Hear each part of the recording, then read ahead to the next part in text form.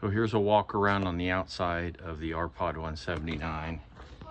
On the front right is the kitchen, the outdoor kitchen. Has a slide lock here.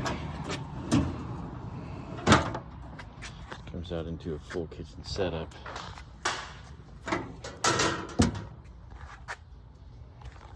You'll be supplied with a gas hose and a water hose. The gas hose connects right there, and then it'll connect underneath of the stove. It's a great place to cook. There is a little latch here. Pull that up, slides in. Make sure if we're traveling it's locked into place.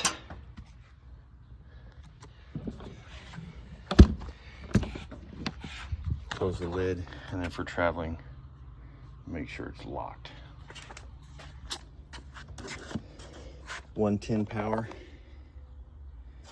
You'll need to be with shore power or a generator. And then your water hose that I just showed you can hook up to there. So you can spray, clean up the kitchen, dishes, etc., whatever you need. Water pump will need to be on. Black tank flush you will not have to worry about.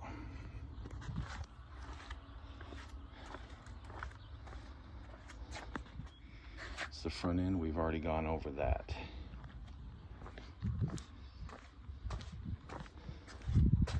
Steps slide in, they fold up and slide in.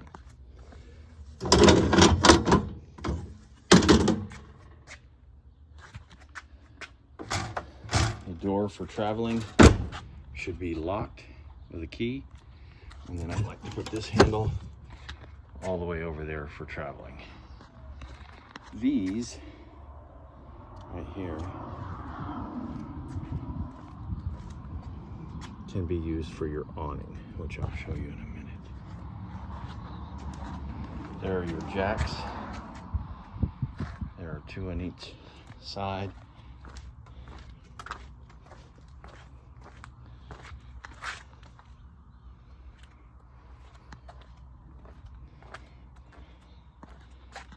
And I'll go over procedures for that in another video. That's hot water heater, propane ran. That is for fresh water connection. You could pour water in there or with a hose, with a filter from any drinkable water, drinkable only. That is if you're hooked up at a camp spot and I provide you with a pressure reducer, you can hook a hose, drinking water, fresh water, right there. That is an exhaust. Down below is where I keep the hose for draining the tanks, black and gray. That is your black, you know, indicative of the black handle. You would hook that hose to there and then pull the handle, and your black water, meaning toilet water, will come out of there. That is your gray. Gray is kitchen sink and bathroom sink. Those are exhaust vents for the refrigerator and for the microwave. Here is your outdoor shower. And yes, it can do hot and cold water.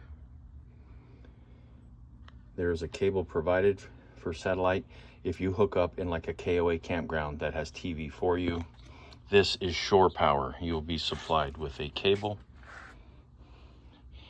and an adapter that can hook to 110. Typically we want to run 30 amp if you're going to hook this up. That 110 is not strong enough to run the AC, just so you know. You need to have that hooked up into a 220 plug, and then you can run the AC. And that's pretty much what you need to know on the outside. The slide out is in this position, and I'll show it to you later. You have your spare tire. But if you rent through RV Share, which you will have roadside assistance, and I would encourage you not to change the tire, but let them do it. That is your awning, and then you see there are 2 outside speakers. Let me get my finger right. Boom and boom, outside speakers. You have a light underneath of the awning, and then you have that yellow porch light. And that's the walk around of the outside.